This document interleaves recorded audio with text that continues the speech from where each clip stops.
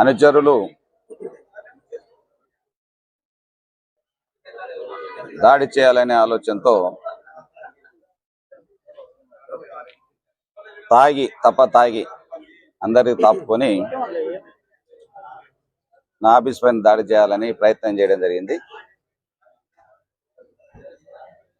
దానికి పోలీసులు అడ్డుకొని అక్కడికి వచ్చినటువంటి చిల్లర ముక్కలను చెదరగొట్టడం జరిగింది. బుడ్డా రాజశేఖర రెడ్డికి ఒకటే ఛాలెంజ్ చేస్తా ఉన్నా. బుడ్డా రాజశేఖర రెడ్డి చిల్లర చేష్టలు మానుకో.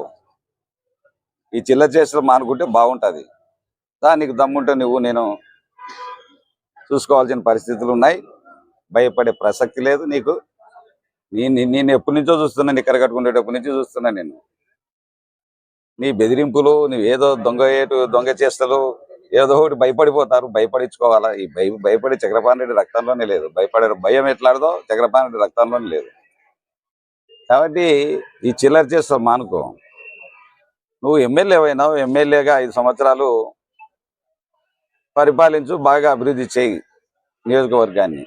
నీకు అభివృద్ధి చేతగాక, నీకు జనాలు వచ్చే పరిస్థితులు లేక, పట్టపగలే ఉదయాన్నించి తాగుతూ ఈ మధ్యకాలంలో అటవీ అధికారుల పైన దాడి చేయడం, అదేవిధంగా చెక్ పోస్ట్ టోల్ గేట్లో ఉన్నటువంటి వారిని దాడి చేసి ఎత్తుకుపోవడం, వైశ్యులను ఎప్పుడో నాకు సపోర్ట్ చేసినారని చెప్పి ఎలక్షన్ల తర్వాత వైశ్యులు పాపం నోరు లేనటువంటి వైశ్యులను మనుషులను పెట్టి కొట్టించడం,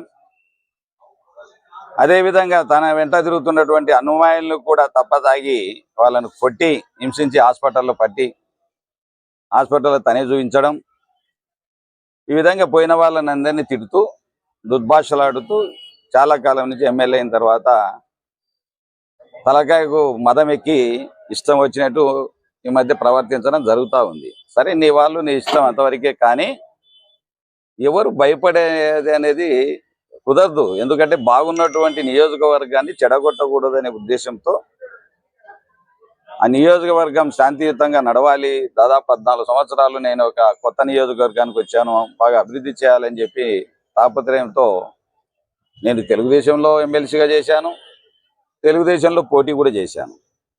నేను ఆ రోజు నుంచి కూడా ఈ రోజు వరకు కూడా హుందాగా రాజకీయాలు చేస్తూ ఉన్నా. మీకు తెలుసు నా యొక్క నైతికత ఏంటి అనేది. అదే బుడ్డా రాజశేఖర రెడ్డి గారు గతంలో అమ్ముడుపోయి 18 కోట్ల రూపాయలకు అమ్ముడుపోయి చంద్రబాబు నాయుడు పార్టీ మారి ఆ రోజుల్లో అతను పోటీ చేయననే విషయాన్ని కూడా మీకు తెలుసు. పోటీ చేతులు ఎత్తేసి నా భార్యకు ఆరోగ్యం బాగాలేదని చెప్పి పోటీ చేయలేని పరిస్థితుల్లో కూడా చూసాం. అతని బెదిరింపులు చూసాం, అతని యొక్క భయాన్ని చూసాం. అటువంటి వ్యక్తి ఈరోజు చిల్లరగా, నేను ఆ రోజు పార్టీ మారుచున్నప్పుడు మా అన్న నంద్యాలలో ఎమ్మెల్యేగా బై ఎలక్షన్లో పోటీ చేసినప్పుడు నేను కూడా నిబద్ధత గల లీడర్గా రాజ్యాంగానికి కట్టుబడి ఉండాలి అని చెప్పి నేను ఆ రోజు నాకు ఇచ్చినటువంటి తెలుగుదేశం ద్వారా లబ్ధి పొందినటువంటి, నేను పోటీ చేసి గెలిచినటువంటి సీటును 3 మాసాలకే, 6 సంవత్సరాలు ఉన్నటువంటి పదవిని 3 మాసాలకే రాజీనామా చేసి పార్టీ మారిన విషయం ప్రజలందరికీ తెలుసు. నా వ్యక్తిగతము, నా యొక్క మనోభావాలు ఏ విధంగా ఉంటాయనే విషయాన్ని ప్రజలందరూ కూడా గమనిస్తూ ఉన్నారు. నేను అటువంటి నైతికత కలిగినటువంటి వ్యక్తిని. నేను రాజీనామా చేసి నీ పార్టీకి, నాకు బీఫారంతో గెలిచినటువంటి వాడిని కాబట్టి మీ పార్టీకి రాజీనామా చేసి నేను వైసీపీలో చేరడం జరిగింది. ఆ రోజు నుంచి కూడా గతంలో తెలుగుదేశం పార్టీలో పార్టీ ప్రెసిడెంట్గా పనిచేశాను 2 జిల్లాలు, కంబైన్డ్ జిల్లాల్లో. అదేవిధంగా ఈ యొక్క వైసీపీలో కూడా 4.5 సంవత్సరం పార్టీ ప్రెసిడెంట్గా పనిచేసిన విషయం అందరికీ తెలిసినదే. నేను ఎక్కడన్నా ఏ పార్టీలో ఉన్నా నిబద్ధతగా, పద్ధతిగా రాజకీయాలు చేసిన వ్యక్తిని. చిల్లరగా నీలాగా రాజకీయాలు చేయలేదు. దీనికి పోతే ఇది ఇంత కాసేపు పక్కన పెడితే, మొన్న సున్నిపెంటలో అక్కడ చాలా పాపం డ్యామ్ కట్టినప్పుడు 1962-63 కాలంలో శ్రీశైలం డ్యామ్ కట్టినప్పుడు అప్పటి నుంచి జీవిస్తున్నటువంటి కూలీలు కావచ్చు, ప్రాజెక్టులో పనిచేసినటువంటి అధికారులు కావచ్చు, ఇంజనీర్లు కావచ్చు, ఎంతోమంది రిటైర్ అయిపోయి 3000 క్వార్టర్స్ నిర్మిస్తే ఆ ప్రాజెక్టు పరిధిలో సున్నిపెంటలో వాళ్ళందరూ కూడా చాలా మంది పాపం రిటైర్డ్ అయ్యి చాలా మంది చనిపోయారు కూడా, అసూలు బాశారు. ఇప్పుడు ఉన్నటువంటి ఆ డ్యాములో ఆ రోజుల్లో వేల మందితో మొదలైనటువంటి ఆ డ్యామ్ పరిస్థితి ఆఖరికి 100 మంది కూడా ఈరోజు ఉద్యోగాలు చేయడం లేదు. చనిపోయిన వారు చాలా మంది, కూలీలుగా ఉన్నటువంటి వారు కూడా వివిధ రాష్ట్రాల నుంచి జీవిస్తున్నారు.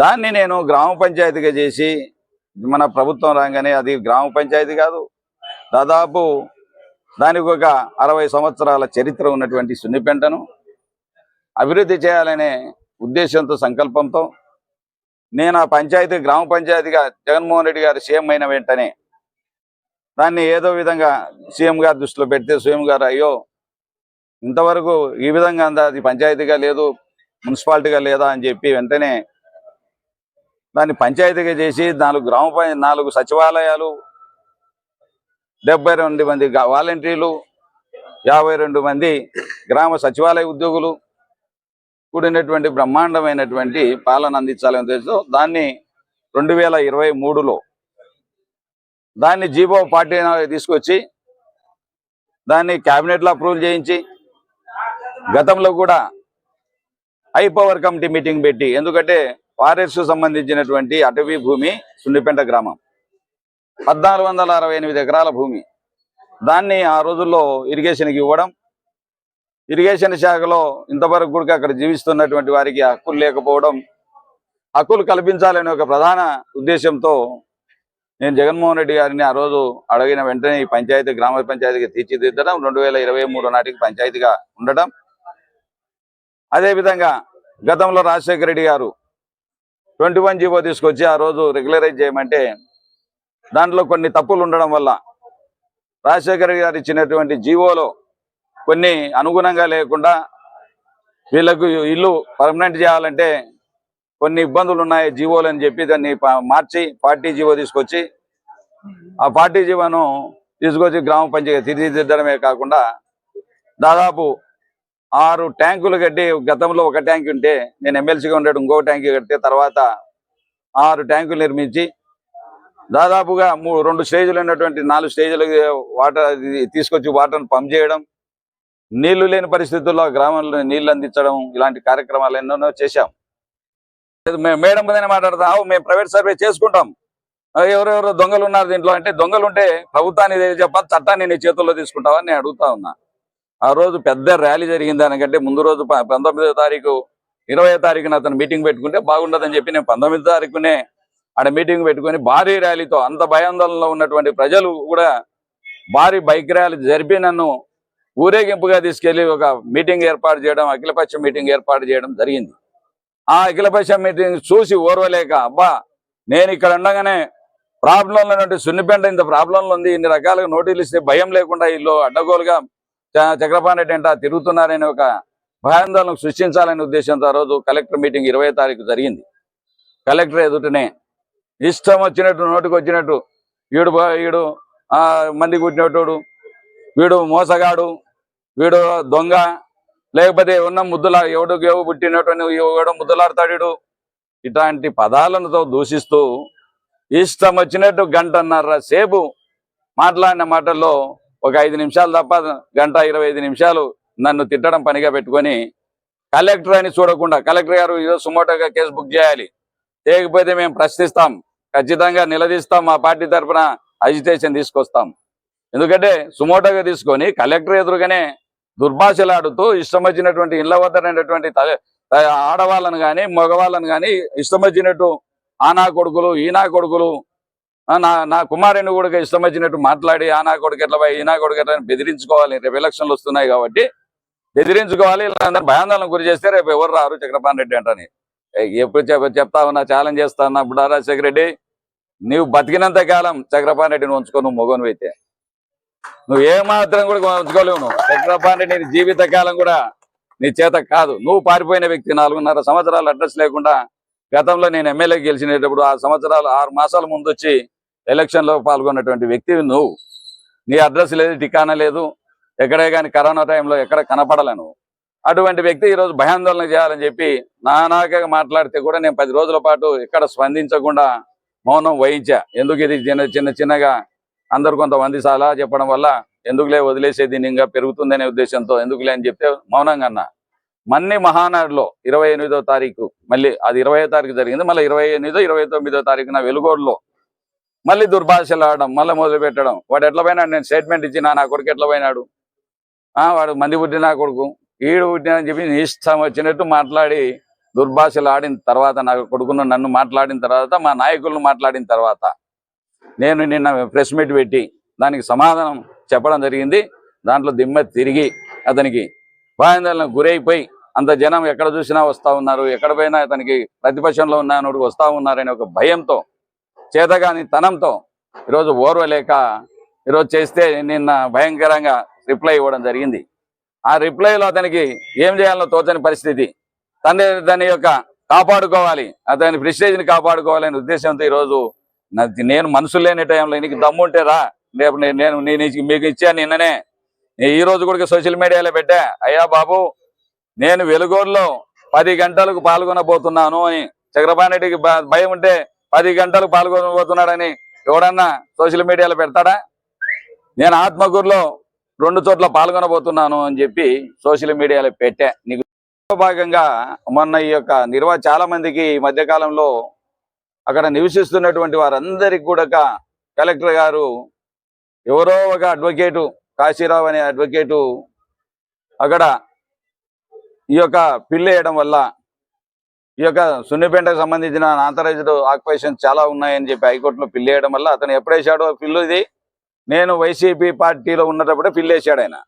అప్పుడు దాన్ని రద్దు చేసి మనం పార్టీ జీవన్ తీసుకొచ్చి 21 రద్దు చేసి పార్టీ తీసుకొచ్చి మార్పులు చేయడం వల్ల అది చెల్లకుండా పోవడం వల్ల విత్డ్రా కావడం కూడా జరిగింది. దానిలో భాగంగా మొన్న కలెక్టర్ గారు ఆ కోర్టు ఆదేశాల మేరకు కలెక్టర్ గారు ఈ యొక్క సున్నిపేటను గ్రామ పంచాయతీగా కాకుండా దాన్ని నేను ఈ ప్రభుత్వం వచ్చిన తర్వాత నాకు పేరు వచ్చింది అనే ఉద్దేశంతో కూడా చెప్పాల్సిన అవసరం ఉంది. నాకు పార్టీ జీవో తీసుకొచ్చి వీళ్ళందరికీ రేపు రెగ్యులరైజేషన్ చేస్తే మొత్తం సున్నిపేట వాసులందరూ కూడా వైసీపీ పార్టీలో మమేకమవుతారు, పార్టీకి అండగా నిలబడతారనే ఉద్దేశంతో వచ్చిన వెంటనే బుడ్డా రాజశేఖర్ గారు ఎమ్మెల్యే అయిన వెంటనే పార్టీ జీవోను రద్దు చేసి ఇలాంటి జీవో అక్కడికి రాదు అని చెప్పి 37 జీవో తీసుకొచ్చి మళ్ళీ మొదటికి తీసుకొచ్చాడు మహానుభావుడు. ఆ రోజుల్లో ఇరిగేషన్ శాఖకి ఏ విధంగా ఉపజెప్పారు, ఈ భూమిని అంతా దోచుకోవడం కోసం బుడ్డా రాజశేఖర రెడ్డి గారు ఈ భూమి తన అనుమాయులు మొత్తం ఎక్కడ చూసినా కబ్జాలన్నీ బయటపడతాయనే ఉద్దేశంతో చేసినటువంటి కబ్జాలు బయటపడతాయనే ఉద్దేశంతో పార్టీ జీవోను రద్దు చేసి 37 జీవో తీసుకొచ్చి మళ్ళీ ఇరిగేషన్ శాఖ ఉపజెప్పడం జరిగింది. ఆ క్రమేణా నేను చాలా కాలంగా పాపం చాలా కలెక్టర్ గారు నోటీసులు ఇవ్వడం వల్ల అందరు సఫర్ అయ్యి అక్కడ ఉన్నటువంటి ఉద్యోగస్తులు పాపం ఎప్పుడో ఎంతో మంది ఈ రోజు కూడా పాపం బిక్కుమంటూ ఆ నివాసాల్లో నివసిస్తున్నటువంటి వారు మాకు చక్రపాణి రెడ్డి వచ్చింటే రెగ్యులరైజేషన్ చేయించేవాడు అని చెప్పి ఒక దృఢ సంకల్పంతో అందరూ నమ్ముకొనింటే ప్రభుత్వం మారడం, ఇలాంటివన్నీ నోటీసులు ఇవ్వడం, భయాందోళనకు గురి కావడం, ఎక్కడ చూసినా బుడ్డా రాజశేఖర రెడ్డి ఒక దిక్కు ప్రభుత్వం సర్వే చేస్తూ ఉంటే ఎవరు లబ్ధిదారులు ఉన్నారో వాళ్ళందరూ అని చెప్పి తెలుసుకోవడం కోసం స్ట్రీట్ సర్వే జరుగుతూ ఉంటే బుడ్డా రాజశేఖర రెడ్డి అనుచరులు భయంకరంగా ఈ మధ్యకాలంలో భయోత్పాతానికి గురి చేస్తూ అక్కడ ఉన్నటువంటి సున్నిపేటలో ఉన్నటువంటి నిర్వాసితులైనటువంటి ఎవరైతే అక్కడ నివసిస్తూ ఉన్నారో అక్కడ వీళ్ళ మనుషులు సపరేట్ సర్వే పెట్టి ప్రభుత్వం సర్వే కాకుండా ప్రైవేట్ సర్వే కలెక్టర్ ముందర మాట్లాడతాడు. మొన్న పెట్టినాను నేను ఎవరెవరికి ఎన్ని ఎకరాలు దోచుకున్నాను, నువ్వా ఏదో దోచుకుంటే ప్రభుత్వానికి తెలియజేయాలి తప్ప కలెక్టర్ ముందరనే మాట్లాడుతూ ఉన్నాడు. అంటే కలెక్టర్ ఏ విధంగా ఒక మేజిస్ట్రేట్ గా అని చెప్పి మేజిస్ట్రేట్ గా ఆమె ఎందుకు మాట్లాడలేకపోయింది అనేది కూడా మేము మేడంను ప్రశ్నిస్తా ఉన్నాం.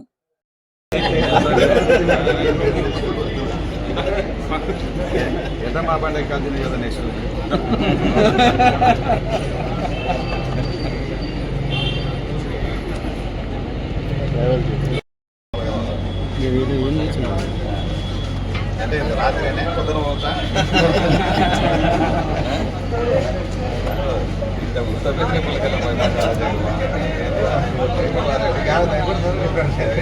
చంద్రబాబు రెడ్డి జీవితంలోనే లేదు భయపడడం భయపడ్డాడు.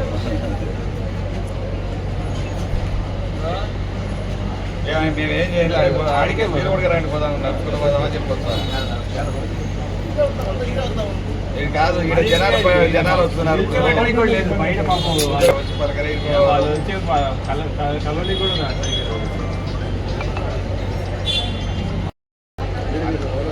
ఇంటర్నల్ ఇంటికాడికి ఏం చెప్పారు రవి మోహన్ రెడ్డి ఇంటికాడికి శుభమోహన్ రెడ్డి ఇంటికాడికి ఏడాది స్వామి మీరు వచ్చిన వాళ్ళకి ఏడు పైన కూర్చొని అనుకుంటున్నారు ఇబ్బంది. వాళ్ళకి 9 వరకు పోతాం మళ్ళా కాదు